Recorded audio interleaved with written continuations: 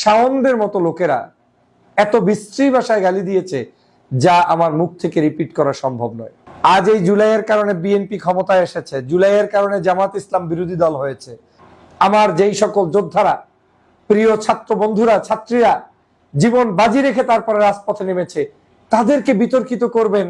আর আপনারা হুমায়ুন আহমেদ সাহেবের স্ত্রী বনে গিয়ে সেকেন্ড স্ত্রী হয়ে সম্মানের সাথে বাংলাদেশের যা ইচ্ছা তাই বলতেই থাকবে, অসম্মান করে আমাদেরকে, সেটা কিন্তু আসলে কোনো আইনের প্রয়োগ বলে।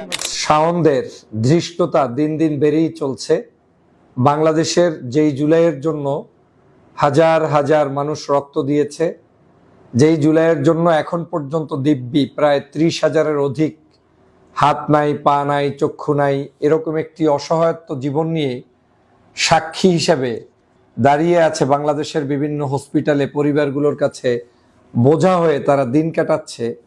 সেই মুহূর্তে এই শাওনদের মন্তব্য আমাদের চরমভাবে ব্যথিত করে এবং বাংলাদেশের জুলাইয়ের স্পিরিটকে আমি মনে করি তারা তুচ্ছ তাচ্ছিল্য করে আমাদের জনগণের কাছে বিতর্কিত তৈরি করতে চায়। চরমভাবে ধিক্কার জানাই এই শাওনদের এই সকল মন্তব্যের জন্য, যে মন্তব্যগুলো আমার মুখ থেকে রিপিট করার মতো ভাষা আমাদের নেই।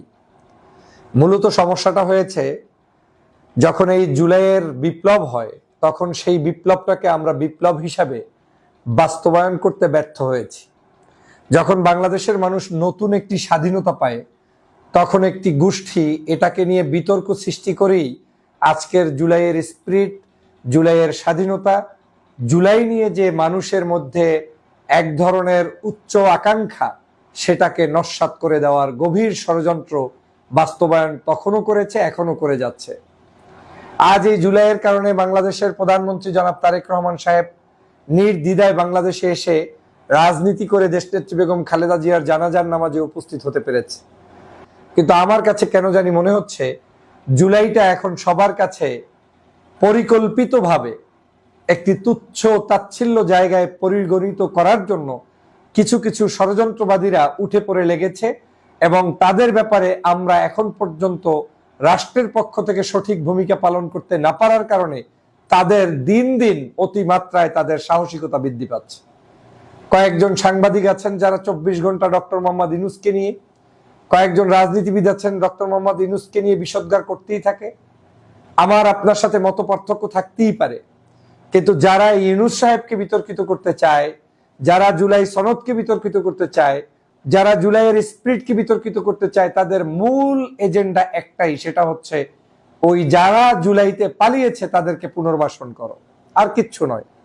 কিন্তু আমরা এই বোকাহাগা রাজনীতিবিদরা, সমাজের যারা আজকের বিভিন্ন ধরনের এই জুলাইয়ের আন্দোলনের স্পিরিটের সাথে সম্পৃক্ত, আমরা একে অপরে অনৈক্য করতে গিয়ে আমার মনে হয় আমাদের জুলাইটা এখন বিলীন হওয়ার পথে। দেখেন, আমি আজ যখন কথা বলছি, এই কথা বলছি জুলাইয়ের মাসে। বাংলাদেশের ইতিহাসে এই কোনো একটি মাস যেটা আপনার 36 দিনে বাংলাদেশের মানুষ চেনে, এই 36শে জুলাই নামে এখন বাংলাদেশের রাস্তা হচ্ছে, এক্সপ্রেসওয়ে হচ্ছে, অথচ এই জিনিসটাকেই আজকের, আমি শুধু একটি কথাই বলতে চাই, এদেরকে এখনই যদি সরকার এবং এই জুলাইয়ের সাথে সম্পৃক্ত ব্যক্তিবর্গ যদি শাস্তির আওতায় না আনেন, আইন অনুযায়ী যদি তাদের বিরুদ্ধে কোনো ব্যবস্থা গ্রহণ না করেন, তাহলে একদিন আপনাদের কি ঠোকর মেরে মেরে খাবে সেদিনের জন্য প্রস্তুতি গ্রহণ করুন। মনে রাখবেন, আমাদের রাজনৈতিক ভিন্নতা থাকতে পারে, জামাত বিএনপির ভিন্ন আদর্শিক জায়গা থাকতে পারে, কিন্তু জুলাইয়ের ক্ষেত্রে তো আমাদের কোনো আদর্শিক জায়গা একটাই হওয়া উচিত, সেটা হচ্ছে আমরা ফ্যাসিবাদের পতন ঘটিয়েছি।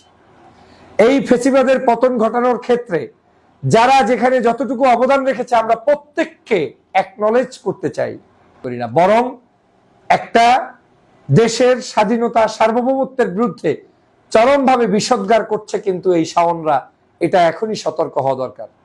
কিছু কিছু সাংবাদিক, কিছু কিছু বুদ্ধিজীবী, কিছু কিছু আলোচক, কিছু কিছু রাজনীতিবিদরাও তলে তলে কিন্তু ওই পতিত ফ্যাসিস্টদেরই সার্ভাইভ করছে, তাদের কি তাদের পারপাস সার্ভ করছে, এই জিনিসটা কিন্তু আপনাদেরকে মনে রাখতে হবে। প্রিয় দেশবাসী, আসুন জুলাইয়ের এই দিনে জুলাইয়ের বিরুদ্ধে চেতনাধারী সেই সকল ব্যক্তিদের মুখোশ উন্মোচন করে তাদেরকে রাষ্ট্রীয় আইন শৃঙ্খলার যে সিস্টেম রয়েছে সেই সিস্টেমের মধ্যেই তাদেরকে এনে শাস্তির আওতায় আনা উচিত, এই প্রত্যাশা ব্যক্ত করছি। সবাইকে ধন্যবাদ।